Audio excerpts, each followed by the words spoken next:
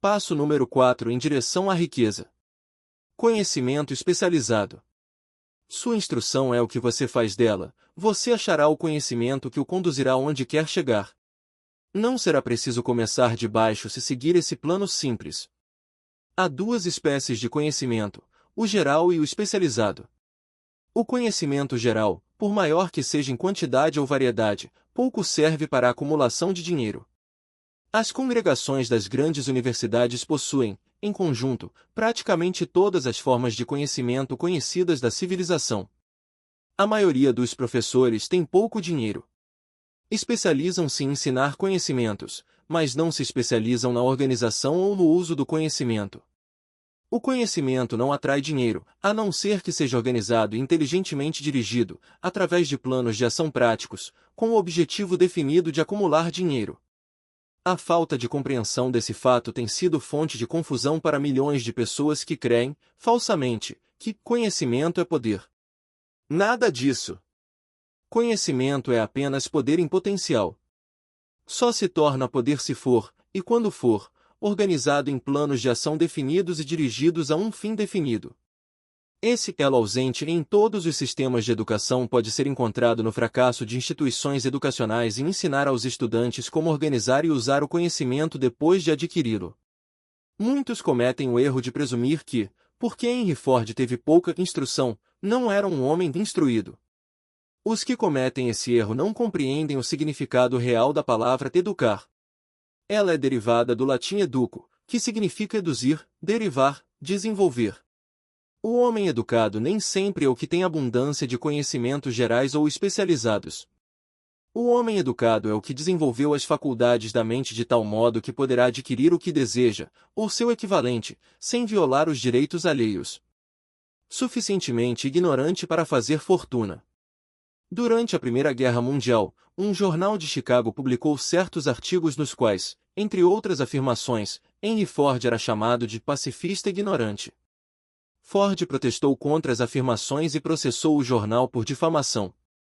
Em juízo, os advogados do jornal pleitearam uma justificação e chamaram Ford para depor, com o propósito de provar ao júri que ele era ignorante. Fizeram-lhe muitas perguntas, todas com o fim de provar que, conquanto possuísse considerável conhecimento especializado referente à fabricação de automóveis, não passava, de modo geral, de um ignorante. Importunaram-no com perguntas como as que se seguem. Quem foi Benedict Arnold? E quantos soldados mandaram os ingleses para os Estados Unidos, para debelar a Revolução de 1776? Em resposta à última pergunta, disse Ford, não sei o número exato de soldados que os britânicos mandaram, mas sei que era consideravelmente maior do que o que voltou. Afinal, Ford cansou-se dessa espécie de perguntas, e em resposta a uma, especialmente ofensiva, debruçou-se, apontou o dedo para o advogado que a fizera e disse, se eu quisesse realmente responder à pergunta tola que o senhor acabou de fazer, ou a qualquer outra que me foi feita, deixe-me lembrá-lo de que tenho, na minha mesa, uma fileira de botões elétricos. Se aperto o botão certo, posso chamar à minha presença, para auxiliar-me, homens que podem responder a qualquer pergunta que eu queira fazer, referente ao negócio a que venho devotando os meus esforços. Tenha, pois, a bondade de me dizer por que iria eu atravancar a cabeça com conhecimentos gerais, para poder responder a perguntas, se tenho homens à minha volta capazes de fornecer qualquer conhecimento exigido. Certamente havia muita lógica nessa resposta. O advogado ficou desconcertado. Todos, no tribunal, compreenderam que era a resposta, não de um ignorante, mas de um homem instruído. Todo homem que sabe onde encontrar o conhecimento de que necessita e sabe organizar esse conhecimento em planos de ação é um homem instruído. Com a assistência do seu grupo de mente superior, Henry Ford tinha em seu poder todo o conhecimento especializado de que necessitava para capacitá-lo a tornar-se um dos homens mais ricos dos Estados Unidos. Não era essencial que tivesse os conhecimentos em sua própria mente. É fácil adquirir conhecimentos. Antes de ter certeza da sua capacidade de transmutar desejo em seu equivalente monetário, você precisará de conhecimentos especializados sobre o serviço ou mercadoria que pretende oferecer em troca da fortuna. Talvez necessite de muito mais conhecimento especializado do que possa, por capacidade ou inclinação, adquirir. Nesse caso, sua fraqueza pode ser remediada pelo auxílio do grupo de mente superior. O acúmulo de grandes fortunas exige poder, e esse é adquirido através de conhecimentos altamente organizados e inteligentemente dirigidos, mas esses conhecimentos não precisam, obrigatoriamente, estar na posse do homem que acumula a fortuna. O parágrafo anterior deve dar esperança e coragem ao homem que tem a ambição de acumular fortuna e que não possui a necessária instrução para ter o conhecimento especializado de que possa precisar. Às vezes, homens atravessam a vida sofrendo de complexos de inferioridade por não serem homens de instrução. O homem que sabe organizar e dirigir um grupo de homens de mente superior, possuidores do conhecimento necessário na acumulação de dinheiro, é tão instruído quanto qualquer um do grupo. Thomas A. Edison só teve 3 meses de instrução escolar em toda a vida. Não lhe faltou educação, nem morreu pobre. Henry Ford pouco mais teve que o 2º ano primário, no entanto, saiu-se muito bem do ponto de vista financeiro. Conhecimento especializado é uma das formas mais difundidas e baratas de serviço que se possa encontrar. Se duvidar, consulte a folha de pagamento de qualquer universidade. Onde encontrar conhecimentos? Antes de mais nada, resolva o tipo de conhecimento especializado que precisa e o fim para o qual é necessário. Em grande parte, será seu objetivo principal na vida, o fim pelo qual trabalha, que irá ajudar a determinar o conhecimento exigido. Resolvida essa questão, o passo seguinte exige que você tenha informações precisas sobre fontes de conhecimento fidedignas. Dessas, as mais importantes são a experiência e educação próprias. Experiência e educação acessíveis, através da cooperação de outros, aliança da mente superior. Faculdades e universidades. Bibliotecas públicas, em livros e revistas, em que pode ser encontrado todo o conhecimento organizado pela civilização. Cursos especiais de treinamento, em escolas noturnas e cursos domiciliares, em especial. Ao ser adquirido, o conhecimento precisa ser organizado e aplicado para um objetivo definido, através de planos práticos. O conhecimento só tem valor pelo que se aproveita de sua aplicação a um fim útil. Se você pensa em instrução adicional, resolva primeiro qual o objetivo do conhecimento que procura, depois indague onde obter esse determinado tipo de conhecimento. Homens de sucesso, em todas as profissões, jamais param de adquirir conhecimento especializado relacionado com seu principal propósito, negócio ou profissão. Os que não têm sucesso geralmente cometem o erro de acreditar que o período de aquisição de conhecimentos termina ao terminar a escola. A verdade é que a instrução escolar pouco mais faz do que encaminhar a pessoa no sentido de aprender a adquirir conhecimento prático. A ordem do dia é a especialização. Essa verdade foi salientada por Robert P. Moore, ex-diretor de colocações na Universidade de Colômbia, numa notícia de jornal, especialistas mais procurados. Particularmente procurados por empresas de colocação são os candidatos que se especializaram em algum campo, diplomados em escola de comércio, concurso de contabilidade e estatística, engenheiros de todas as espécies, jornalistas, arquitetos, químicos e também dirigentes excepcionais e homens de atividade da classe adiantada.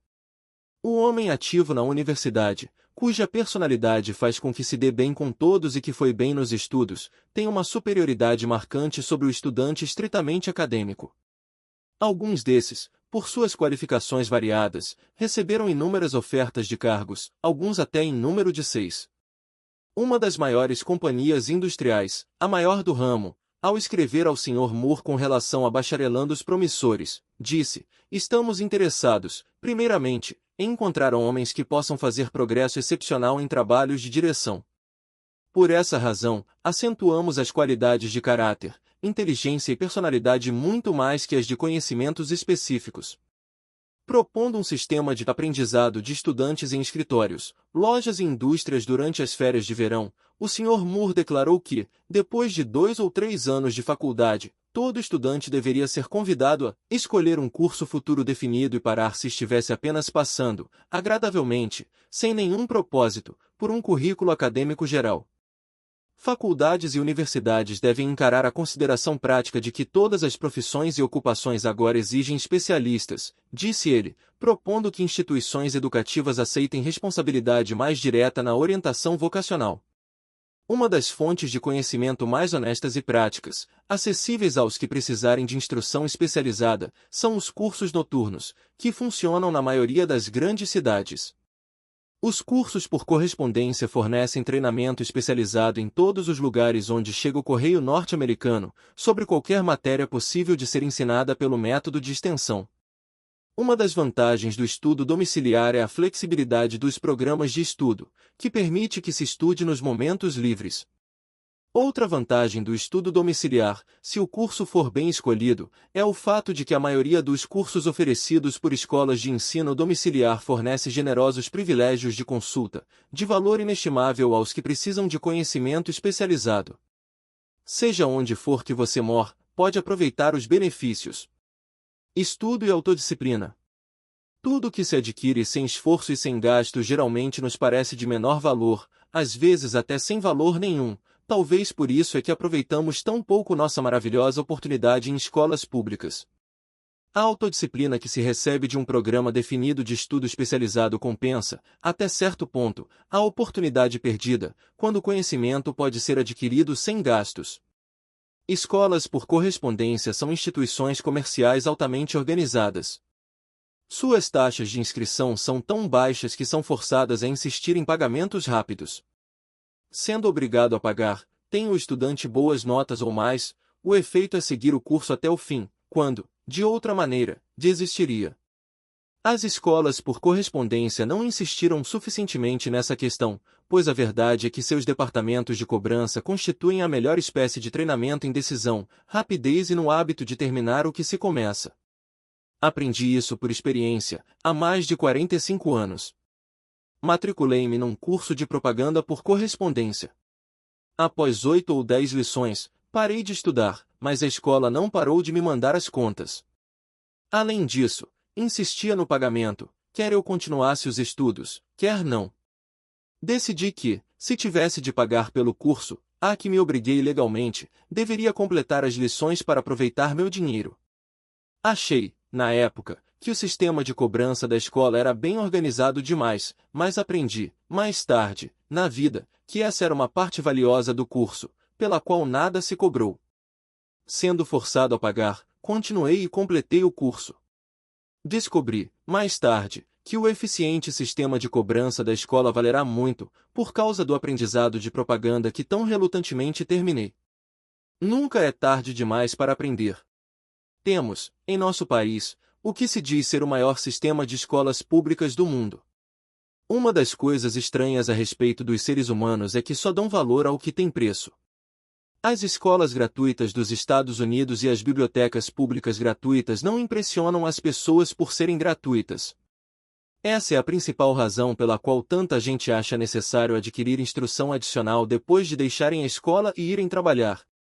É também uma das razões principais pelas quais os empregadores têm mais consideração para com os empregados que fazem cursos domiciliares. Aprenderam, por experiência própria, que qualquer pessoa que tiver ambição bastante para desistir de parte de seu tempo livre para estudar em casa tem em si as qualidades que fazem um líder. Existe uma fraqueza nas pessoas para a qual não há remédio, é a fraqueza universal da falta de ambição.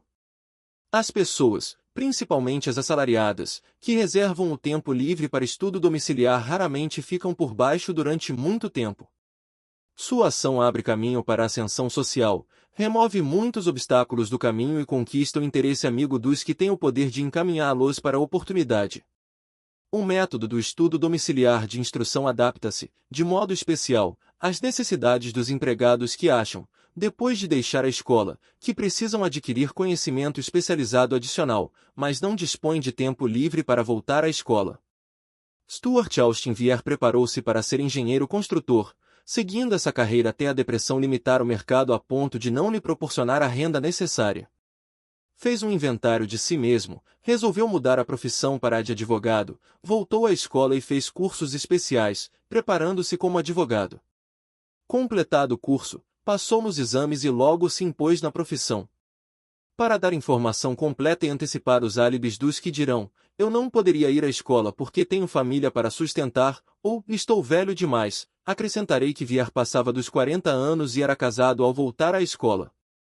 Além disso, escolhendo com cuidado cursos altamente especializados em escolas bem aparelhadas para ministrar as matérias que lhe interessavam, completou, em 2 anos, o trabalho que exige, aos demais estudantes de direito, 4 anos. Compensa saber como comprar conhecimentos. Contabilidade sobre rodas. Examinemos um exemplo específico. O vendedor de uma mercearia encontrou-se, de repente, desempregado.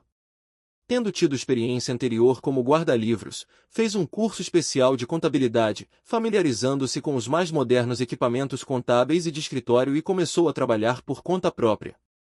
Iniciando com o dono da mercearia para a qual trabalhará antes, fez contratos com mais de 100 pequenos comerciantes como guarda-livros, por uma quantia mensal modesta. Sua ideia era tão prática que logo se tornou necessário organizar um escritório portátil, num caminhão de entregas leves, que equipou com as mais modernas máquinas de contabilidade. Agora ele tem uma frota desses escritórios de contabilidade sobre rodas e emprega um grande corpo de assistentes, fornecendo aos pequenos comerciantes o melhor serviço de contabilidade que se pode obter por baixo custo. Conhecimento especializado mais imaginação foram os ingredientes usados nesse negócio sem par e de muito sucesso. No ano passado, o dono do negócio pagou o imposto de renda 10 vezes superior ao do comerciante para o qual trabalhará ao perder o emprego. O começo desta empresa comercial de êxito foi uma ideia. Como eu tive o privilégio de fornecer a ideia ao vendedor desempregado, assumo agora o privilégio de sugerir outra, que traz em si a possibilidade de uma renda ainda maior. Essa ideia foi dada pelo vendedor que desistiu de vender e organizou uma firma de contabilidade numa base atacadista. Quando se sugeriu o plano como solução ao problema de desemprego, ele exclamou rapidamente: "Gosto da ideia, mas não sei como transformá-la em dinheiro." Em outras palavras, queixou-se de que não saberia como aproveitar, comercialmente, seus conhecimentos de contabilidade depois que os adquirisse. Isso trouxe à baila outro problema a resolver. Com o auxílio de uma jovem datilógrafa, que sabia redigir uma história, preparou-se um folheto muito atraente, descrevendo as vantagens do novo sistema de contabilidade. As páginas foram bem datilografadas e coladas num livro de recordes comum, usado como vendedor silencioso, com o qual a história do novo negócio era tão eficientemente contada que o dono logo se viu às voltas com mais pedidos do que podia atender. O projeto que criou um emprego. Em nosso país, há milhares de pessoas que precisam dos serviços de um especialista em marketing, capaz de preparar um livrinho atraente para usar na oferta de serviços pessoais. A ideia aqui descrita nasceu da necessidade, para sanar uma emergência que tinha de ser vencida, mas não parou ao servir uma pessoa só. A moça que criou a ideia tinha imaginação fértil. Vislumbrou a criação de nova profissão, capaz de servir a milhares de pessoas que precisam de orientação prática a oferecer serviços pessoais. Estimulada pelo sucesso instantâneo do seu primeiro plano preparado para oferecer serviços pessoais, essa mulher enérgica voltou-se, em seguida, para a solução de problema semelhante para o filho, que acabará de terminar os estudos, mas que era totalmente incapaz de arranjar mercados para seus serviços. O plano que arquitetou para ele era o melhor tipo de oferta de serviços pessoais que jamais vi. Quando terminou o livreto, esse continha quase 50 páginas, muito bem datilografadas, de informações bem organizadas, contando das habilidades naturais do filho, sua instrução, experiências pessoais e grande variedade de outros dados, extensos demais para uma descrição. O folheto continha, também, completa descrição da posição que o filho desejava, juntamente com belíssimo quadro de palavras sobre o plano exato que ele usaria ao obter o cargo. O preparo do livrinho exigiu várias semanas de trabalho, durante as quais sua criadora mandava o filho à biblioteca pública, quase diariamente, para procurar dados necessários à oferta de serviços mais vantajosa. Mandou-o também a todos os competidores de seu empregador em perspectiva, deles obtendo informações vitais referentes aos métodos comerciais, o que era de grande valor na formação do plano que pretendia usar se obtivesse o cargo desejado. Completado o plano, esse continha meia dúzia de ótimas sugestões para uso e benefício do empregador em perspectiva. Economizou 10 anos de comércio. Dá vontade de perguntar, por que ter todo esse trabalho para garantir um emprego? A resposta é: fazer bem uma coisa nunca é trabalho. O plano que essa mulher preparou em benefício do filho ajudou-o a conseguir o emprego que procurava na primeira entrevista e por um salário por ele mesmo estipulado. Além disso, e isso também é importante, o cargo não exigia que o rapaz começasse de baixo. Começou numa gerência média, com salário de dirigente de empresa. Por que ter todo esse trabalho? Bem, em primeiro lugar, a apresentação planejada desse jovem cortou nada menos que 10 anos do tempo que teria levado para chegar de onde começara, se tivesse começado de baixo e trabalhado para se elevar. Essa ideia de começar de baixo e subir pelo trabalho pode parecer sólida, mas a principal objeção a ela é a seguinte: gente demais que começa de baixo nunca consegue alçar a cabeça bastante alto para ser vista pela oportunidade, de modo que fica no fundo mesmo. Deve-se lembrar também que a visão que se tem, no fundo, não é muito alegre ou animadora. Tende a matar a ambição. Chamamo-la de entrar no mecanismo, o que significa que aceitamos nosso destino porque formamos o hábito da rotina diária, hábito esse que, finalmente, se torna tão forte que cessamos a tentativa de exterminá-lo. Essa é outra razão por que compensa começar a 1 ou 2 passos acima do fundo. Fazendo, forma-se o hábito de olhar à volta, de observar outros que sobem, de perceber as oportunidades e abraçá-las sem hesitação.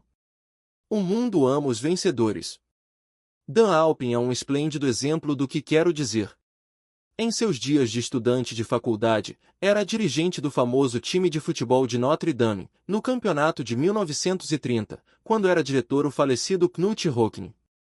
Alpin terminara os estudos numa época bastante desfavorável, quando a depressão diminuíra muito os empregos.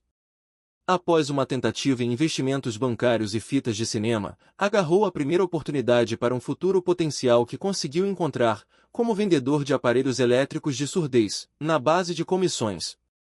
Qualquer um podia começar nessa espécie de emprego, e Alpin sabia disso, mas para ele era o suficiente para abrir as portas da oportunidade. Durante quase 2 anos, continuou num emprego que não era do seu agrado, e nunca teria sobrepujado o cargo se não tivesse tomado certas providências. Primeiro, procurou obter o cargo de assistente do gerente de vendas da companhia e conseguiu-o. Esse passo para cima elevou-o bem acima da multidão, possibilitando-lhe ver uma oportunidade ainda maior. Além disso, colocou-o onde a oportunidade podia vê-lo. Conseguiu um índice de vendas tão bom com os aparelhos de surdez que o diretor da companhia Dictograph Afradic Products, concorrente da companhia para a qual Alpin trabalhava, queria saber algo sobre esse tal de Dan Alpin, que tirava grandes vendas da companhia Dictograph Afradic. Mandou-o chamá-lo. Quando a entrevista terminou, Alpin era o novo gerente de vendas encarregado da divisão acústica. Depois, para pôr à prova o valor de Alpin, Andrews foi embora para a Flórida por 3 meses, deixando-o para afundar ou nadar no novo emprego. Não afundou. O espírito de Knut Rockne, que dizia que todo mundo ama os vencedores e não tem tempo para os vencidos, inspirou-o a dar tanto ao emprego que foi eleito vice-presidente da companhia, cargo que muitos se orgulhariam de alcançar em 10 anos de esforço leal. Alpin conseguiu o lugar em pouco menos de 6 meses. Um dos pontos principais que estou tentando salientar, através de toda essa filosofia, é que galgamos alturas ou permanecemos no fundo por causa de condições que podemos controlar, se quisermos controlá-las. Não se demore no fundo. Estou, também, tentando salientar outro ponto, isto é, que tanto sucesso como fracasso são, em grande escala, resultados do hábito. Não tenho a menor dúvida de que a convivência de Alpin com o maior instrutor de futebol que os Estados Unidos jamais conheceram implantou-lhe na mente o mesmo tipo de desejo de distinguir-se que tornou famoso, no mundo inteiro, o time de Notre Dame. Em verdade, está certa a ideia de que adorar um herói é útil, desde que se adore um vencedor. Minha crença na teoria de que relações profissionais são fatores vitais, tanto no fracasso como no sucesso, foi claramente provada quando meu filho Blair estava negociando com Dan Alpin por um cargo. Alpin ofereceu-lhe um salário inicial de mais ou menos metade do que poderia ter obtido de uma companhia rival. Pus em jogo a pressão paterna, induzindo-o a aceitar o lugar, porque acredito que a associação com quem se recusa a ceder em certas circunstâncias que não lhe agradam é uma vantagem que nunca poderá ser medida em termos de dinheiro. O fundo é um lugar monótono, sombrio, desvantajoso, para qualquer pessoa. Por isso é que levei tanto tempo em descrever como o começo, no fundo, pode ser evitado por um planejamento certo. Você pode negociar a si mesmo. A mulher que preparou o plano de vendas de serviços pessoais para o filho recebe agora pedidos de todas as partes do país para cooperar no preparo de planos similares para outros que desejam oferecer serviços pessoais por mais dinheiro. Não se deve supor que o plano consista apenas numa técnica de vendas inteligente, pela qual se auxilia homens e mulheres a pedirem e receberem mais dinheiro pelos mesmos serviços que antes vendiam por pagamento menor. Ela cuida dos interesses do comprador, assim como dos de vendedor de serviços pessoais, preparando os planos de tal modo que o empregador recebe o valor integral do dinheiro adicional que paga. Se você tiver imaginação e procurar um mercado mais vantajoso para seus serviços pessoais, essa sugestão pode ser o estímulo que está procurando. A ideia é capaz de trazer uma renda bem maior que a do módico advogado ou engenheiro médios, cuja instrução exigiu muitos anos de faculdade. Não há preço fixo para ideias boas. Atrás de todas as ideias está o conhecimento especializado. Infelizmente, para os que não encontram riquezas na abundância, o conhecimento especializado é mais abundante e mais fácil de adquirir do que ideias.